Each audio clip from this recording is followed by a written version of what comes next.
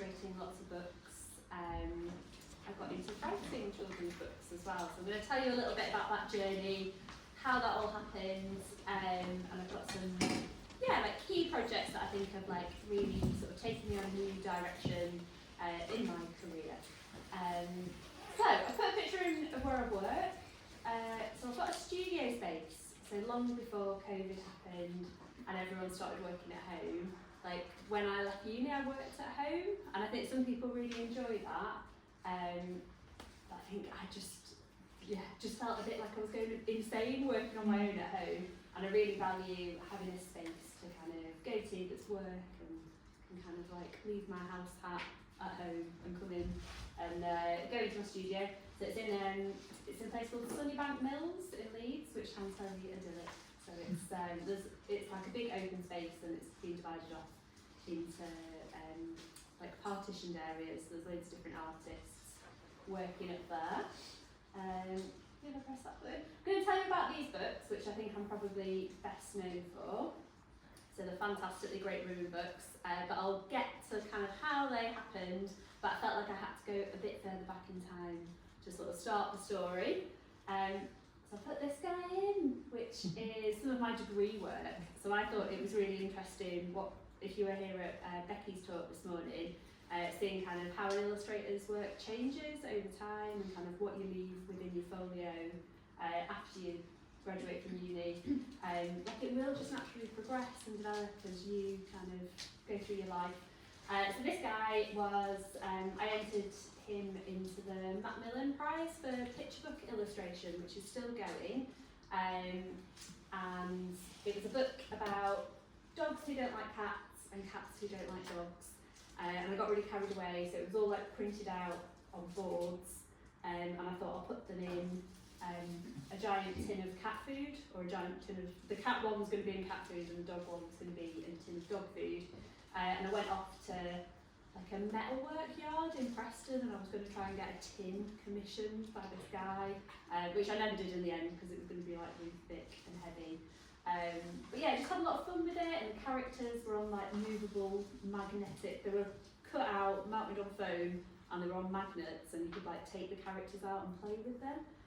So I posted it all off, and Steve, who was the illustration tutor when I was here, was like, have you sent that work? You are going to post it, aren't you, to the Macmillan Prize? And I was like, yeah, will do. So I sent it off. And I'm glad I did, because it was like my foot in the door really. It like led to my first illustration projects. So yeah, I got a phone call while I was at uni saying like come second in the prize. So I got my work exhibited, I think it was in Birmingham. And then when I graduated, we went down to London and did New Designers, which was, I don't know if that's still going, if that's still a thing. And then that meant like the team, an editor and designer from Macmillan came and looked at my work, and I kind of, it was like a foot in the door to kind of get in and show my folio to different places. It led to my first commissioned work. Like I did a few picture books, and then kind of gravitated towards doing more chapter book work, which are, you know, kind of like newly confident readers, maybe like age 7 to 9 as like a rough guide. So it's like a colour cover and lots of black and white illustrations inside. So I darted around a little bit. I had like worked on various different like subject matters, but you know, I was like pleased to be getting the illustration work. So I did like a series that was called Danny Baker Record Breaker, and one of the books in that was like the world's biggest bogey. So I got to draw like kind of like loads of like child characters and this like giant bogey. I got entered for a competition, and then like a real variety of stuff. And my work was actually picked up by, it was in a catalogue for a publisher called Stripes. So I worked on a series of books called My Naughty Little Puppy, and so Hannah, who is my agent now, sort of spotted that in a catalogue, in one of Stripes' catalogues, and approached me and said, you know, oh, have you got an agent? Would you be interested in having a chat about agent representation? So I went down for a meeting with Plum, so who Becky works for, who did the talk this morning. and was a bit like, well, I've kind of managed till this point on my own. Do I want an agent? Do I need an agent? So I decided to kind of give it a go, and I think there's like lots of opportunities that come your way, and I found sometimes, even if things are like a little bit the unknown, I think if you're curious about it, quite often it's a good idea to give it a go. And I'm really pleased that I did that. So for me, I think the difference has been since I joined an agency is that Plum have obviously got like a wealth of contacts, they're sharing work all the time. So I joined Plum and I had this in my folder. So this is, because I was doing lots of chapter books and it was like a little bit random, the assortment of projects that I was getting offered. I was like, right, what do I want to illustrate? Like, what would be a really cool subject matter? What am I interested in? So I sort of developed this character called Mariella Mystery, who was a girl detective, and kind of did a bit of world building around her. I thought she'll have like a gang of detective friends that are called the Mystery Girls. I was like, well, what mysteries would you solve when you're 9? So it just kind of came up with the idea of like a ghostly guinea pig, and I was like, what will happen with the ghostly guinea pig?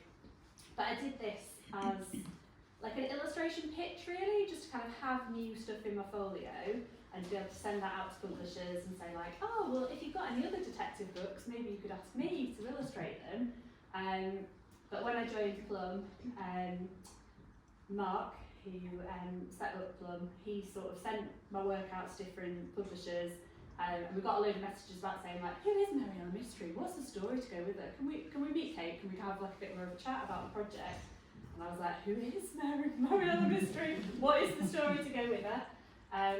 So I went back through my old files and like, I have to put this guy in, because it was a bit of like visual research that I collected.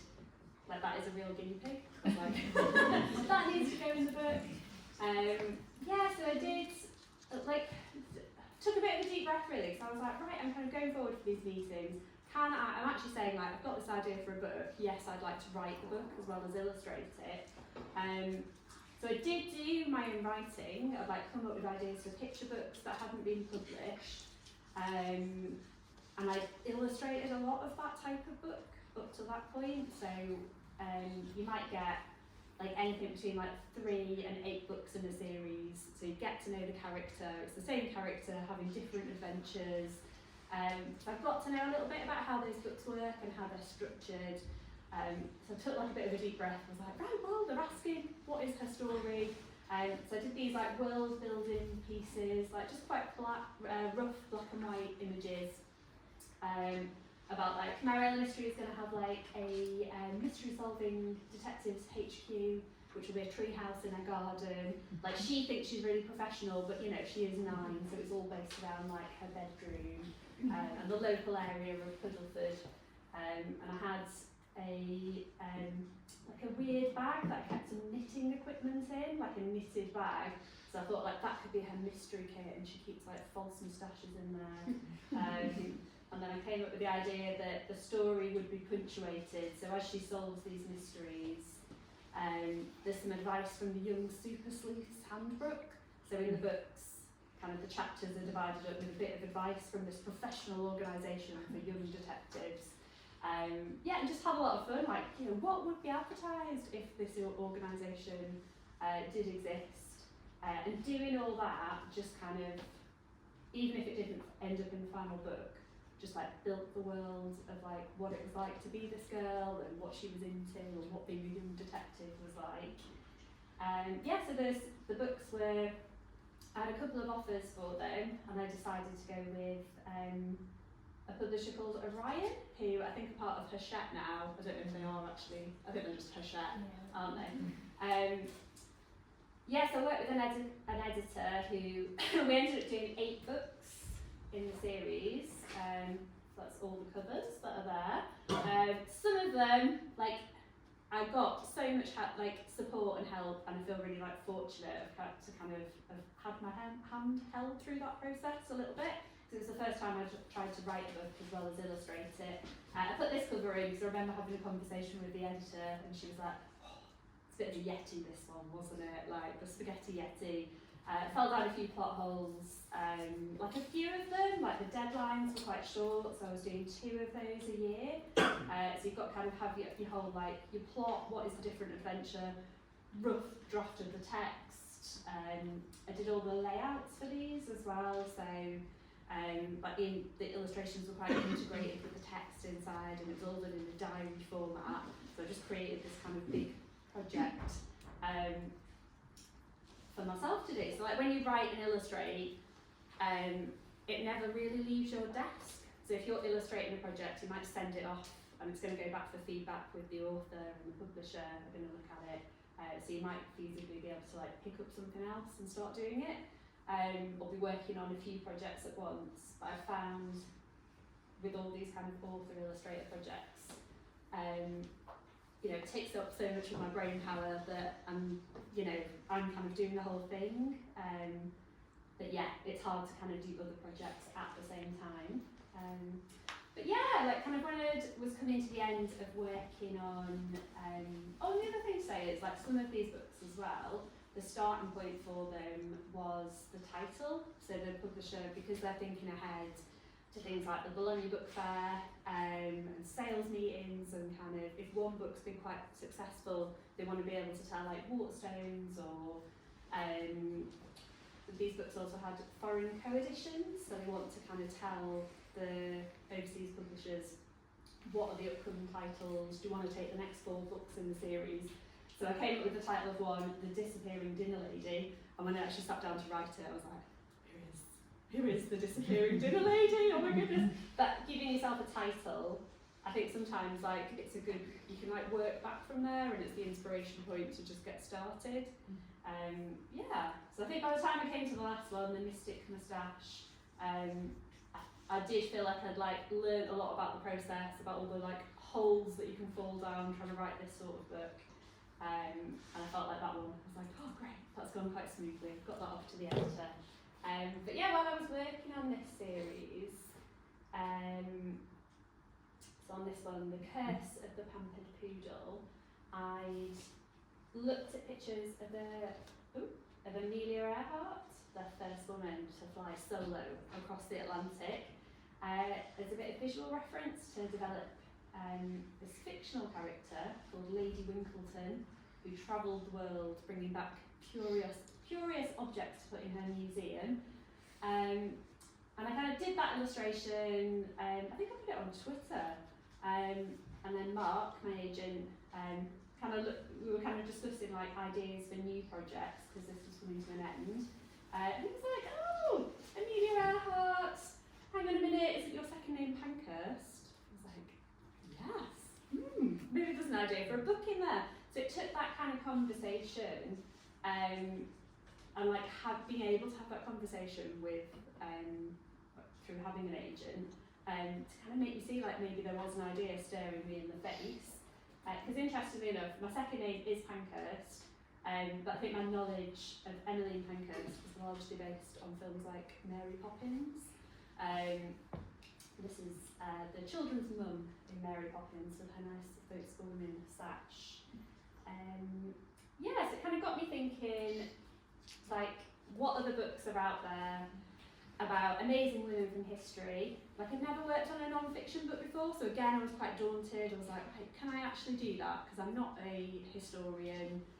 What qualifies me to write about these women from history and illustrate them? But when I looked into it, I realised I was Googling kind of amazing women from history, what books are out there? And at that time, so the first book came out in 2016, I couldn't really find anything. So there was like individual biographies of people like Queen Victoria, or like kind of quite prominent, well-known historical figures. Yeah, so that kind of propelled me to think, maybe there's something in this. So what I did with, I didn't realise that moved. What I did in preparation for the Bologna Book Fair, so with Plum, we planned out that I'd do cover illustration to kind of pitch the idea. So this is like the original idea that got taken to Bologna, so I called it Fantabulously Great Women Who Changed the World. The idea would be like kind of quite like vintagey typographic based with like amazing women from history dotted around, and it got picked up at Bologna by Bloomsbury, who've published quite a few titles in the series since then. And then it got taken to, once I kind of signed to do it with them, it got taken to an internal meeting, and they were like, fantabulously a word? Is that like a made up word? I don't know if we should have that. Maybe we should have fantastically. So I'm quite glad. It's just a small change, but I think it kind of frames it really nicely and kind of maybe like slightly more, because it's not a made up word, like it's still really fun. But yeah, saying like it is all based in history, it is all based in fact. So I did the cover for Bologna, and also one internal spread, and it was Amelia Earhart's spread. So each page in these books is like a different snapshot in history. So I don't. Some books you do like a picture book, you'll set the style for that book at the beginning, so it'll use like the same palette as you go through, it's going to be the same characters. But because they were all such different periods in history, I just felt like there was so much like rich visual stuff and ephemera to inspire me. Each page has a bit of a different feel. So Amelia's is a map with her flying over it. This page from the book, you actually have to like turn the book to read it, and it's set out like an Edwardian newspaper. So it's been really good, you know, really interesting to learn about these women's lives, but also from a design illustration point of view. I felt like I've had a lot of room to play and try different things. Yeah, so I think when you're presenting your work, if you're interested in children's books, I don't think you necessarily need, in fact you definitely don't need the full finished thing illustrated, because all the projects that I've done with publishers, like especially these author-illustrator projects, they've been really collaborative, and I think like publishers like to kind of get in there and give you some advice to shape it and develop it and make it like the best thing that it can be. And I think that's really, I found that a really positive experience, being able to kind of bounce ideas off people, and like they know the market really well. So yeah, I've been given a lot of free rein, but yeah, we've definitely developed it in partnership, these books.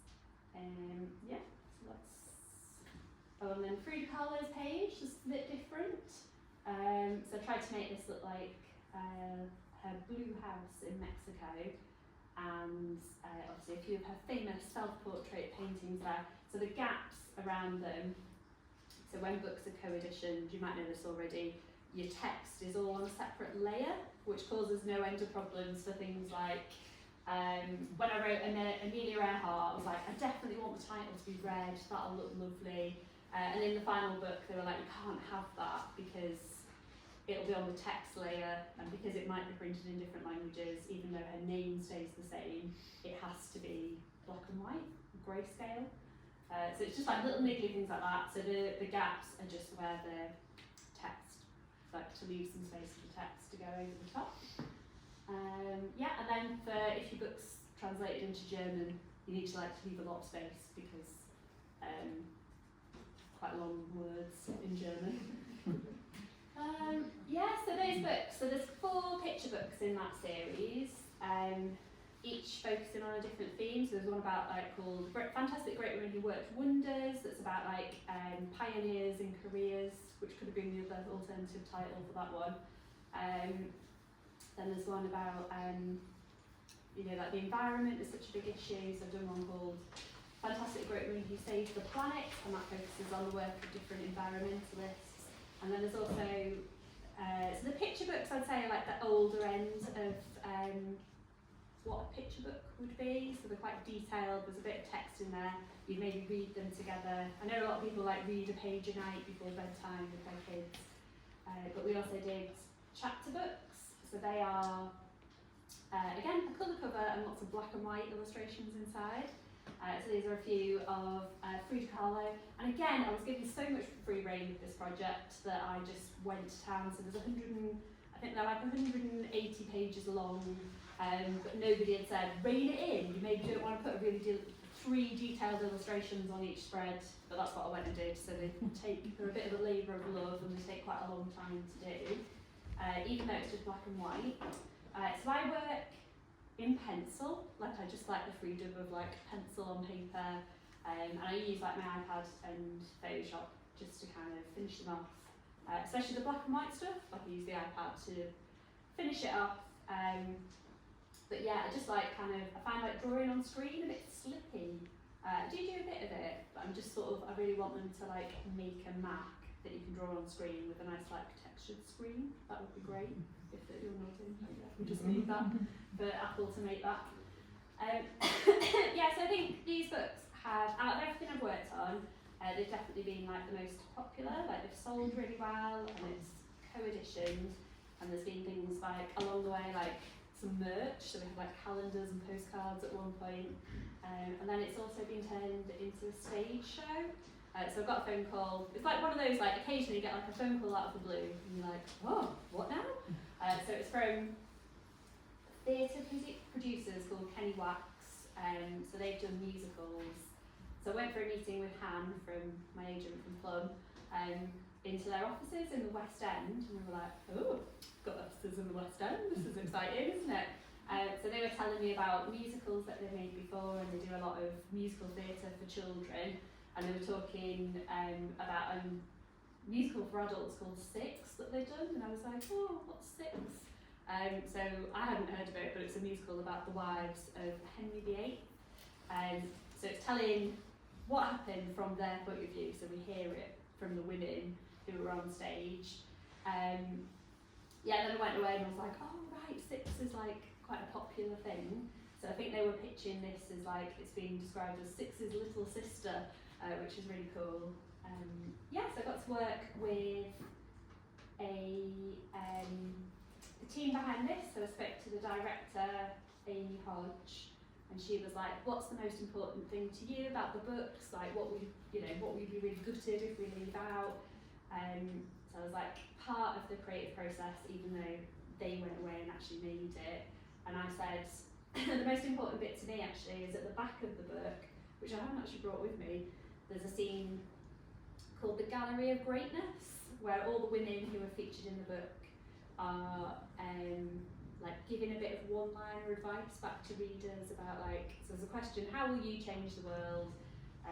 So like Marie Curie's saying things like, make new discoveries. So I said it's all about like, I don't want it to be like just like these amazing women from history did these amazing things. I want to like bring it back to the reader and say like the little things you do every day can change the world in a positive way. So yeah, then they set the musical, it's like a set in the Gallery of Greatness.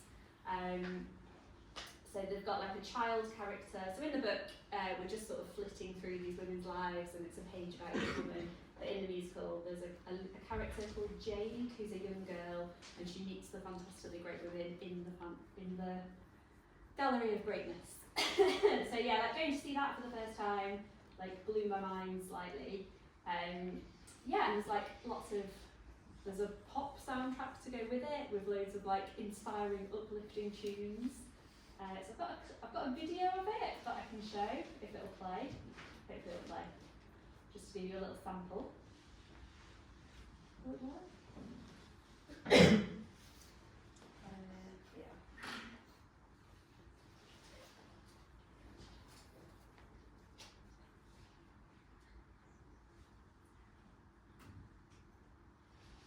Behaved women really make history. See the smoke trails crossing in the sky. Show me the way. Show me the way. Ooh, see the wall like a down. As you glance down below, keep asking this where do you wanna go? Trust me, in a world of color, the secrets I reveal. In a world of color, I decide what's real. It's gonna be fantastic.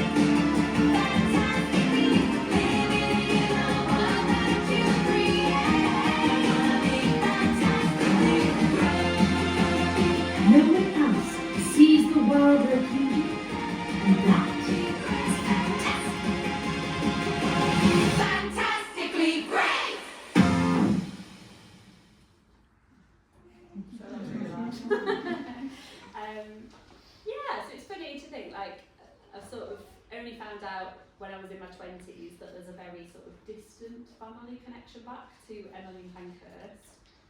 But it's funny, like I didn't like join the dots or like think about that earlier on in my career. But it's been really cool to work on a series of books, you know, on like an important topic about kind of empowering women and trying to sort of inspire the next generation to follow their dreams. That sounds really cheesy. So I've put some pictures in here of some of the other work that's involved with kind of working in children's books. So another thing that I didn't imagine that I'd end up doing really when I was at uni. So I go around a lot of schools and like talk about books and the themes in them. And you might have read, there's quite a lot of stuff in the media at the moment about work that's been done to sort of try and grow a love of reading for pleasure. So that's really declining amongst children and young people. So I'd recommend, if you haven't already, looking at kind of what Frank Cottrell Boyce is doing. So he's the children's laureate.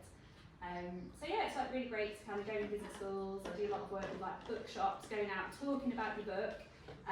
So you're kind of promoting your work, I suppose, to your audience, but also like, you know, there's a greater good in there, and like you can really make a difference to children that you might meet. Yeah, so I go to like all different sorts of schools in like inner city settings, or like, you know, go and do book festivals. Yeah, talk about what I do a bit of live drawing with them. And then the final project that I put in is something I'm working on at the moment, but I think because it's like such a live project, it might just be a really good way of showing you a bit of the processy stuff behind doing a children's book. So like where I begin and how the finished thing actually comes about. So this series is the We Are All series. So We Are All Astronauts. So this kind of came about because I already had a relationship with Bloomsbury. So we've done a lot of fantastic great women books, and there was still going to be a chapter book a year from that series. So we thought it'd be good to start doing like a different non-fiction children's book series. And the editor, who I was working with at the time, had heard this phrase like, "We're all astronauts," and that was like referring to how actually on planet Earth, we are actually on a planet, we're in space, we're exploring the universe from right here on planet Earth. So I thought that was like quite a nice headline for a children's book title. Yeah, so the first book is all about a girl who wants to be an astronaut when she grows up. And the second one, as it says on the tin, the girl wants to be an inventor. So there's a bit of like a STEM theme. I think having done so much work about amazing women from history, every subject I now dip into, I'm like, well, who are the women behind that? And like there's always like stories that are untold or maybe like less well known. So with the astronauts book, that was inspired by, so there's a granny character in that book who helps Luna learn how to become an astronaut. So on each page in the book you collect, inspired by astronaut spacesuits, you get like a badge for every mission you go on. On each page in the book, the characters, you can collect like a badge that's to do with an aspect of astronaut training. But those books have at the back of them like a little author's note about the real life story that inspired them.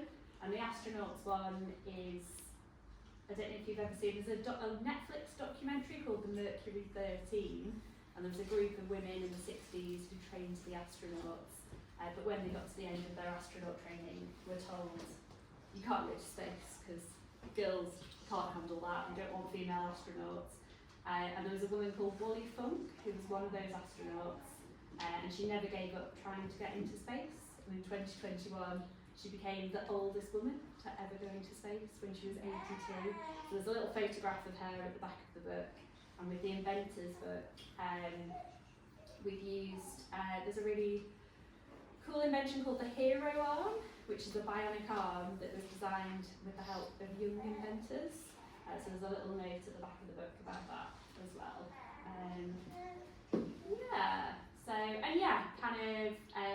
They're sort of STEM themed. I thought that was a really good, so science, technology, engineering and maths, because there are like huge disparities with the numbers of girls going into science education and seeing it as being something for them. So that was kind of something that we just tried to link into.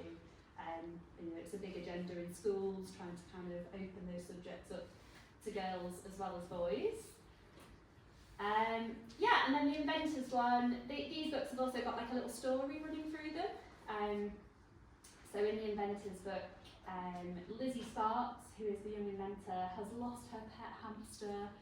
So we've got the idea for that. I was talking to the editor and designer, and they had a story about one of them had lost their pet hamster as a child, and it went to live in the car. They found it months later, and it just been living in the car. So I thought, wouldn't it be cool if like she's lost a pet, she really cares about it, and she needs to build an invention to bring back the pet. But yeah, kind of needs to learn how to be an inventor first, which is what all the book is about. So yeah, it's only like a very simple plot, but don't underestimate how complicated that is to figure out the plot, get all the non-fiction information across, and it not completely take over the page with text. Like you've got to kind of really, you know, leave a bit of space for the illustrations to breathe. Oh yeah, so the astronauts book, it was badges that you collect, and in the inventors book, it's inventors stamps that you collect. So yeah, where I like to start is just getting to know my character.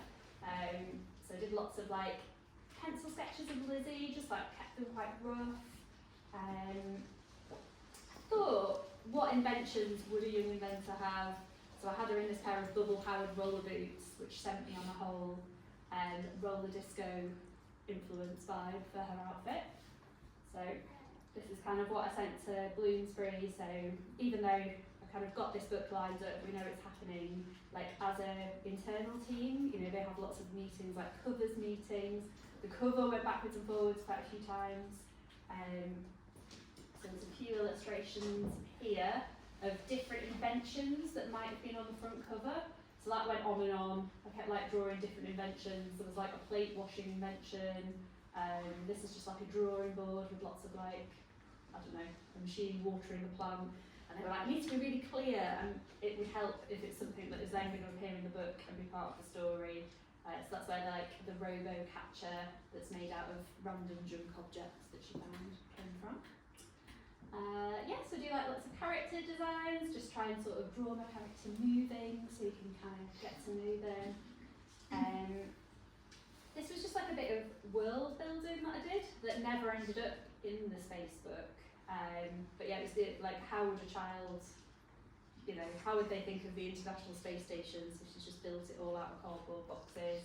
And that gave me the idea for like the rocket on the front cover that's built out of cardboard boxes. And then the little dog is in his space lab. So to simulate zero gravity, she's just like hung microscopes and like bits of space rock from the ceiling of her den. But yeah, just doing like little things like that that aren't ever going to end up in the book. Like just take you on a bit of a different path and give you ideas for the finished thing. And I really like doing to plan out the spreads. I just do like little thumbnail drawings, so I found like over the years they're just a really good way of problem solving.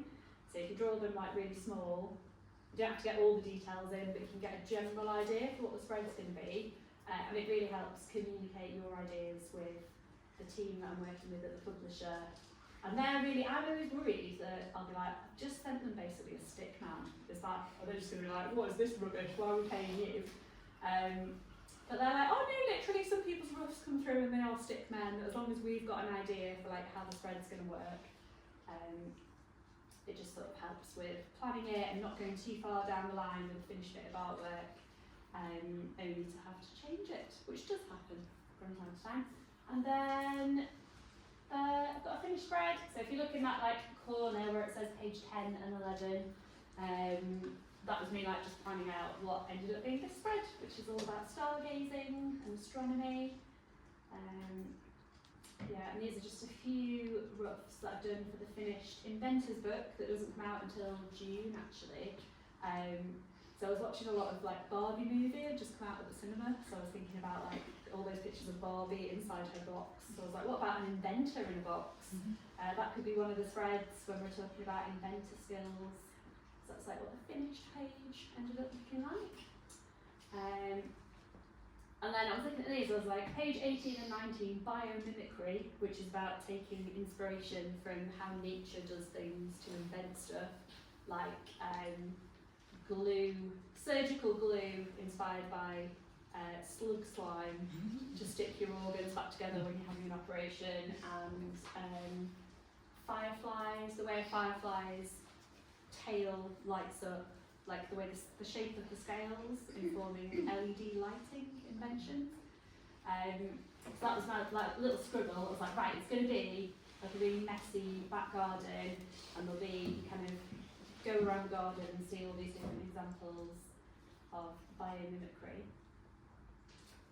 Yeah, and that's what the finished page ended up looking like. So I had to clean that up quite a lot, and to begin with I had, I think I had a whale, so it was talking about like the shapes of whales' fins and wind turbines, so I had like a giant whale coming out of the pond, and they were like, it's too busy, just take it back a few notches, just have a shark in the pond. So the characters in the book, because it's about invention, so the babysitter, who's the girl with pink hair, was inspired by one of the child inventors who helped to invent the hero arm. So she's this really cool like YouTuber, and she does like makeup tutorials, but she developed a freeze button function. She came up with the idea that the hero arm should like freeze when you grip things, so she wouldn't like drop makeup brushes and stuff like that. So the young babysitter is based on her, and we did the whole book. She had like a full bionic arm on, and then at the end of the process they sent it off to like the legal team at Bloomsbury, and they were like, maybe it's a bit close to the hero arm actually, so to save any bother about copyright issues, could you make it a bionic hand instead? So I had to go through and make it a bionic hand. And then, because the character in the book, Lizzie, wears cochlear implants, the book was sent off to a sensitivity reader to kind of, who works a lot with the deaf community, so she gave me loads of really helpful advice about how to word things, so I was being really clear about what Lizzie's experience would be going through the book. So there's like lots of different layers that you might not necessarily know about when doing a book. Yeah, and then these are like the two, woohoo, we're all inventors, we're all astronauts. But I had a bit of a nightmare with these because, again, that thing about like type has to be grayscale because it's been printed on a different plate when it goes off to be printed because of co-editions. So we are all astronauts. I wanted to have it in white text reversed out because it's meant to be a space projector on the girls' ceiling wall, bedroom wall, but it had to be grayscale. So I had to just like work with that. And then on this one, I needed to put like paper behind the "We Are All Inventors" to get it to stand out because I'd not done it as solid text. So all these things, you can work around them, but they're all like sent to try you at the end of a project where you're like, I've been working on this for a year, I need to get it out the door. And then talking about drawing all the time. And yeah, I'd love to get the time to do it all the time. I think when I'm in like the best headspace, so a lot of my drawings are things like this, like, because my kids are still quite young, and if I try and do a drawing, most of the time I get like the sketchbook stolen off me. But yeah, I think I'm at my most creative and I do my best work where I'm not just bogged down with deadlines, but that does inevitably happen, and I don't get time to kind of draw for pleasure, and just to find random bits of inspiration. But you know, I try and sort of have a sketchbook in my bag. If I get like a spare 10 minutes, I'm like, right, what can I draw? Draw a person on the train. So I've got like sketchbooks that are just filled with like little scribbles like this that people have seen, and then, you know, just like literally just like writing, just like scribbled ideas for like non-fiction books, or like a bit of inspiration that I might be able to use for a character for a fiction book. But yeah, I always like to try and come back to like the observational drawing stuff. But yeah, it's just doesn't always work out that I can do it all the time, but I do try to. That's like best practice. We should definitely try to be doing that. And I think it all informs your finished work. So yeah, right, God, I've been talking for ages. Shall I leave it there? Has anyone got any questions?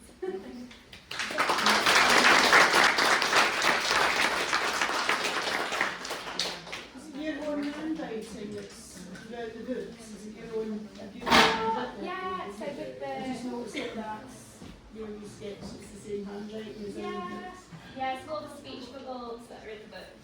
I've started to use that less because I really like it, but when it comes to co-editions, I think it course has been a bit of a nightmare because somebody's got to go through and replace the handwriting with the text.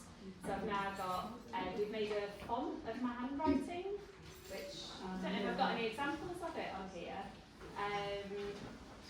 But yeah, so we've made a font out of it, so it's a bit easier to just reproduce in-house. But yeah, I do, because I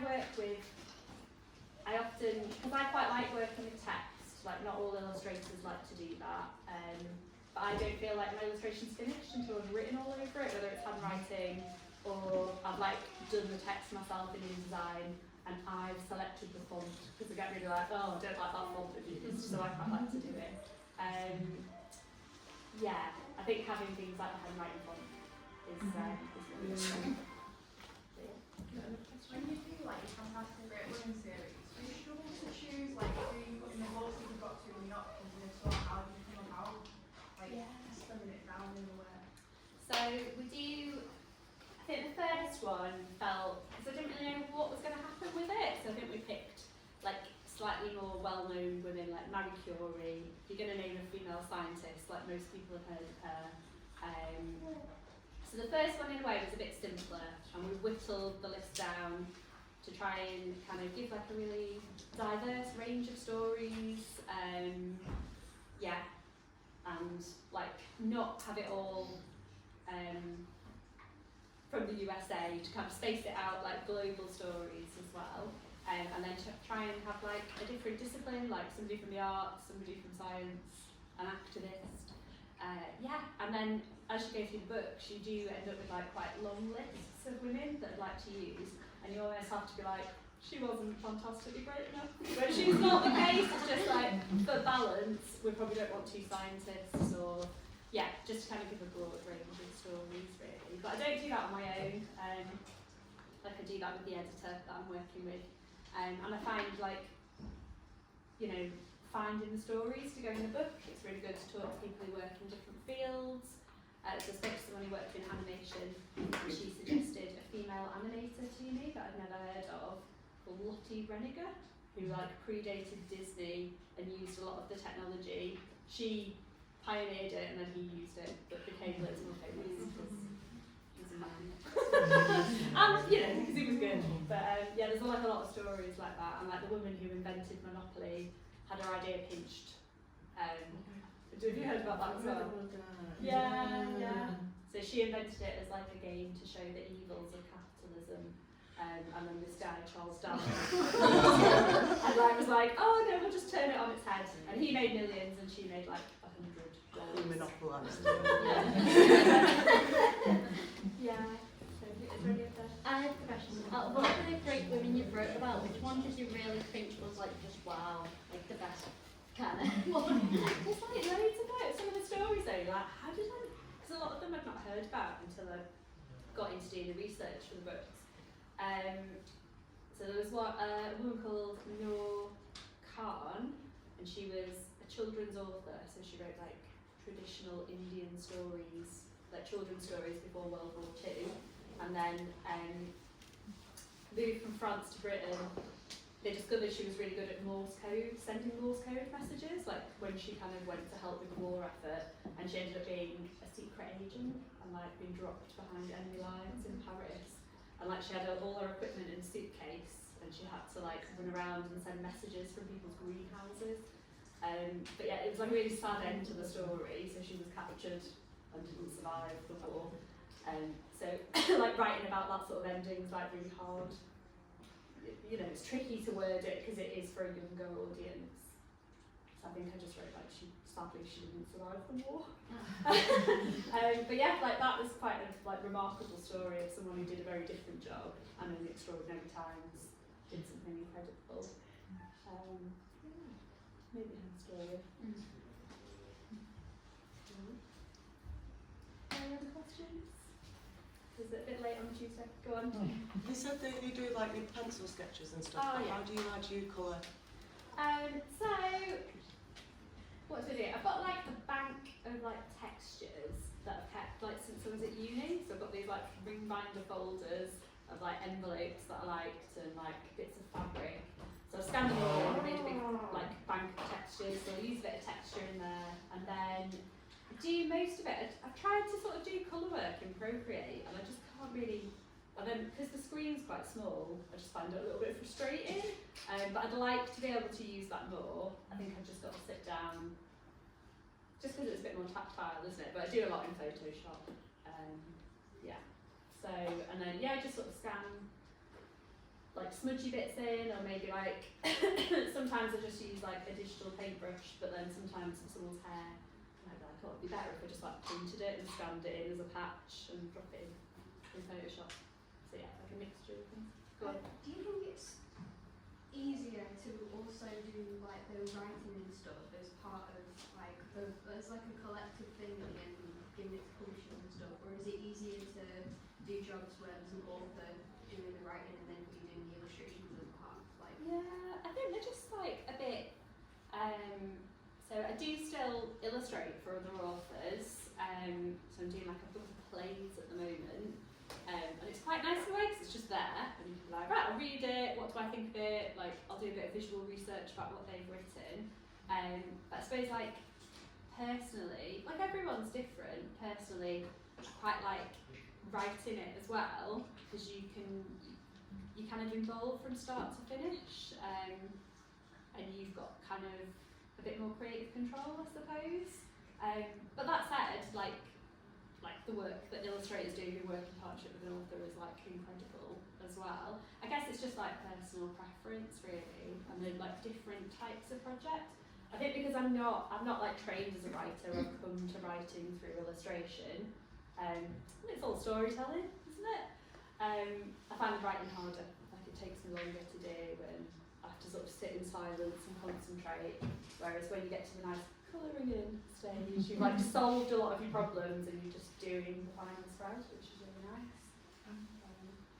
Yeah. Did you take a typography class, or did you just like figure it out on I the? didn't. I'm actually married I was to Yeah. I married my graphic designer boyfriend from university who did graphics here. So he like looked over my shoulder and he was like, what? I've done like a mini graphic design course as well, like through living with a graphic designer. Oh, I think it's just like That's amazing. like I've come to it through that really. And then just a bit of like trial and error, I suppose, with like so I'll quite often do this and then I pass it back to the designer and they'll tart it up and make it look like that's what needed to happen to Yeah. it. So like you need to give like the text a bit of hierarchy and stuff. So Okay. I'll do it basically how I want it and then it is polished up by someone who knows what they're doing. Yeah. So cool. Should I leave it there for one more? Got a question though? One more? yeah, when you're planning out illustrations, how do you work out what text will go in like the final image? So I might just do, like in those thumbnail pictures, I'll just literally draw like a speech, like some lines to indicate this is where a paragraph will go. And sometimes like I don't even know what I'm going to write in the paragraph, but I scan these in and bring them up to like the final page size in InDesign, and sometimes just like do the writing into InDesign. So I'm like working with the image, not just like doing it into Word. Like I can't, if I do that I'm like, I just can't do it without having the image there as well.